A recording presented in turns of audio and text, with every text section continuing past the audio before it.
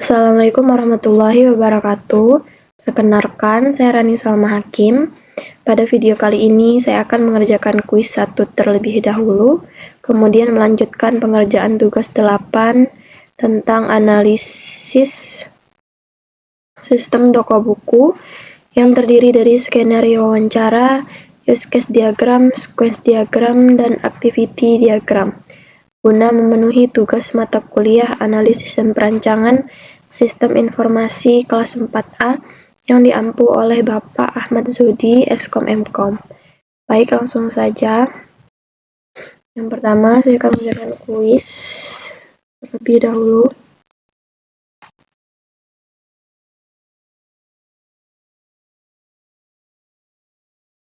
Di sini saya akan mengisi identitas terlebih dahulu.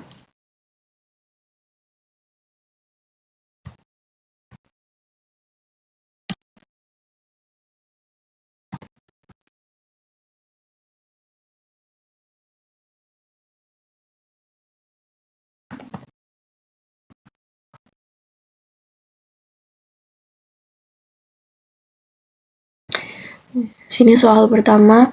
Sebuah use case dapat berjalan secara mandiri tanpa memerlukan inisiasi dari entitas eksternal seperti aktor. Jawabannya salah. Lalu, pembuatan activity diagram diawali dengan menambahkan flow garis terlebih dahulu sebelum menentukan notasi status awal. Jawabannya salah. UML merupakan metodologi kolaborasi yang mengadaptasi banyak pengguna pemrograman berorientasi objek. Metodologi apa saja yang menjadi dasar terbentuknya UML? Jawabannya itu C, Booch, OMT, dan OOSE.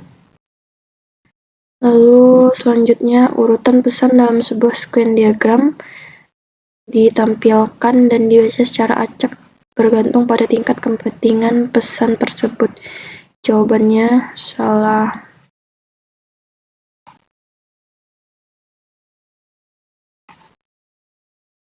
Lalu, mengapa pemberian label pada input sistem dalam sequence diagram harus disesuaikan dengan konvensi UML?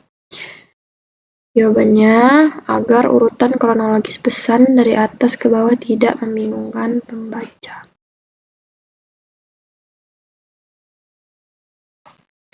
Lalu, selanjutnya, di dalam pembuatan sequence diagram, apa tujuan utama dari dilakukannya identifikasi skenario use case pada tahap awal? Jawabannya itu C, untuk menemukan pesan dan mengkomunikasikan satu skenario secara jelas. Karakteristik dari langkah awal atau persiapan dalam membangun sequence diagram meliputi hal berikut, kecuali B, memodelkan logika sistem secara menyeluruh.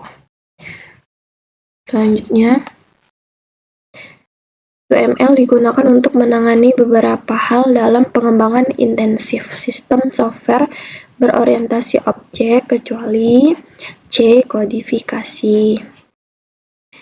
Dalam tahapan membangun activity diagram, simbol apa yang digunakan sebagai penanda bahwa seluruh rangkaian aktivitas dalam sistem telah selesai dilakukan? Penandanya yaitu status akhir. Activity diagram mampu menunjukkan beberapa hal berikut ini terkait aktivitas sistem, kecuali C, interaksi antar kelas dalam periode waktu tertentu. Saat menerapkan tahapan untuk membangun sebuah activity diagram, langkah-langkah yang harus dilakukan adalah sebagai berikut, kecuali mengabaikan seluruh pesan yang berada di luar sistem.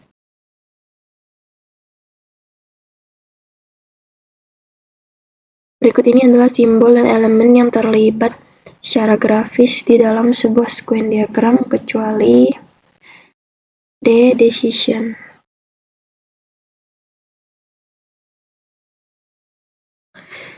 Saat memeriksa narasi use case untuk menggambarkan pesan eksternal pada sequence diagram, tindakan apa yang harus dilakukan terhadap pesan yang terjadi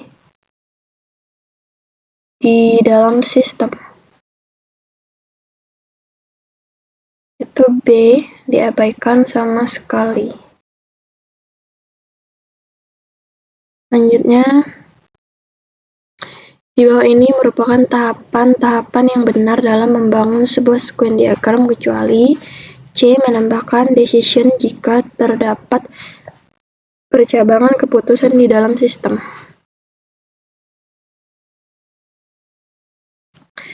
Activity diagram memiliki kemampuan untuk menambahkan proses yang melibatkan lebih dari satu aksi dalam waktu yang bersamaan. Jawabannya benar. Komponen apa pada sequence diagram yang dapat digunakan untuk menunjukkan adanya pesan opsional dengan ketentuan loop serta fragmen alternatif? Jawabannya D. Bar khusus dalam bingkai atau frame. Manakah dari pernyataan berikut yang paling tepat menggambarkan karakteristik utama dari sebuah activity diagram?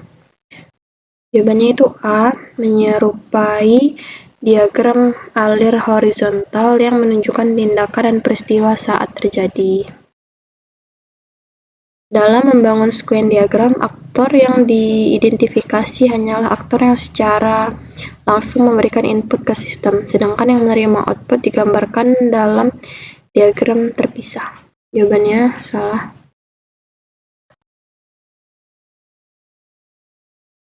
UML digunakan untuk membuat spesifikasi, visualisasi, konstruksi, dan dokumentasi dari artefak dari pengembangan intensif sistem software berorientasi objek.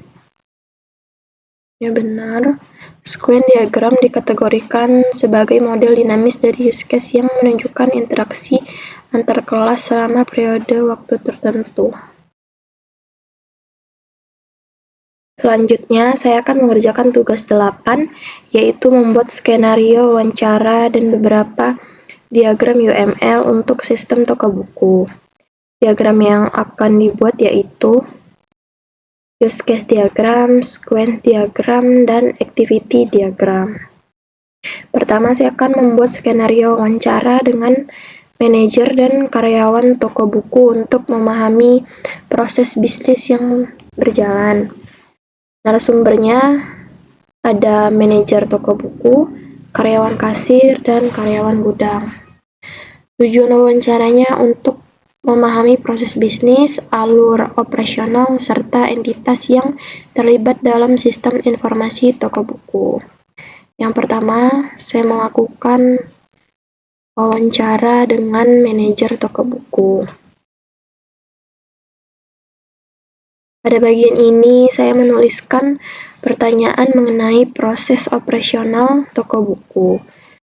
Lalu, manajer menjelaskan bahwa aktivitas utama meliputi penjualan buku, pengelolaan stok, pemesanan buku ke supplier, dan pembuatan laporan penjualan. Kemudian, wawancara dengan kasir dilakukan untuk mengetahui proses transaksi penjualan. Kasir menjelaskan bahwa pelanggan memilih buku, lalu kasir memasukkan data buku ke sistem, menerima pembayaran, dan mencetak struk.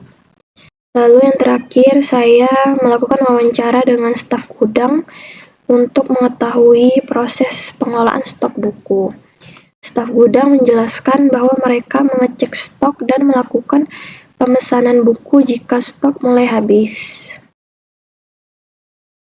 Selanjutnya, saya akan membuat use case diagram sistem informasi toko buku dengan aktor pelanggan, kasir, staf gudang, supplier, dan manajer.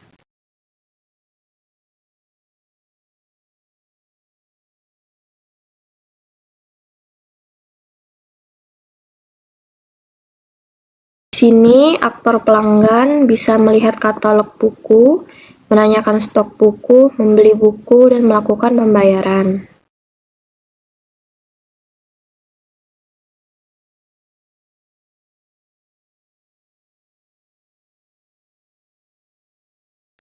Lalu di sini aktor kasir bisa menginput transaksi penjualan, memproses pembayaran, cetak struk, dan retur penjualan.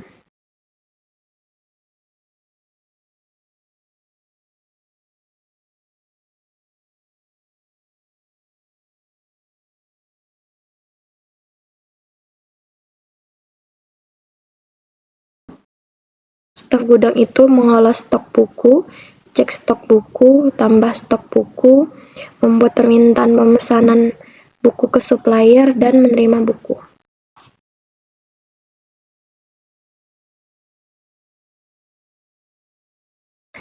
Lalu selanjutnya supplier. Supplier itu menerima permintaan buku dan mengirim buku.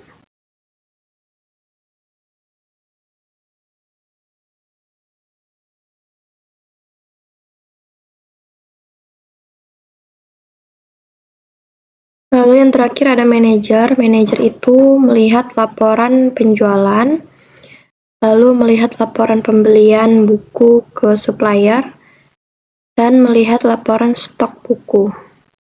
Selanjutnya saya akan membuat sequence diagram untuk proses pembelian buku.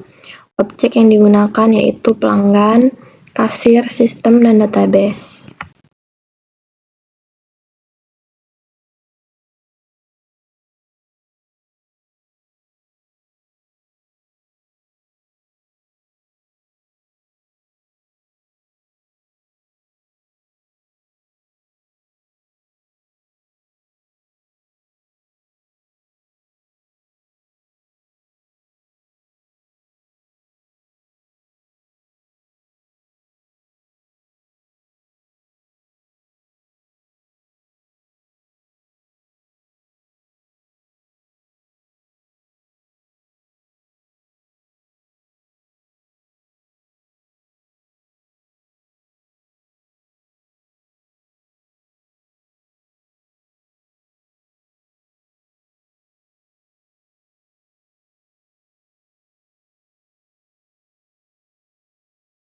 Baik, di sini penjelasan alurnya.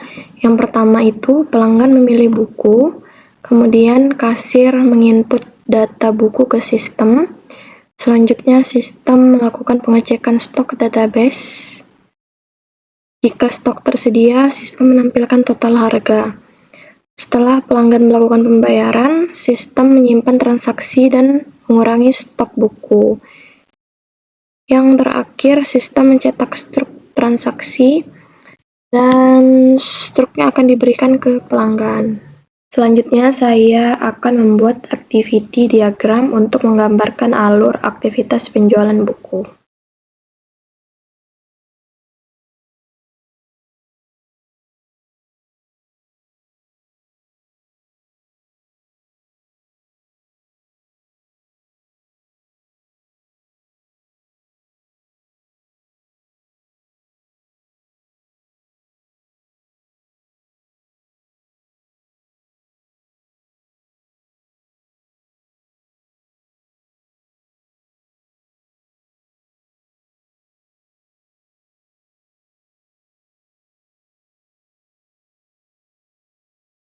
Diagram dimulai dari pelanggan memilih buku, lalu kasir memasukkan data buku, lalu sistem mengecek stok buku.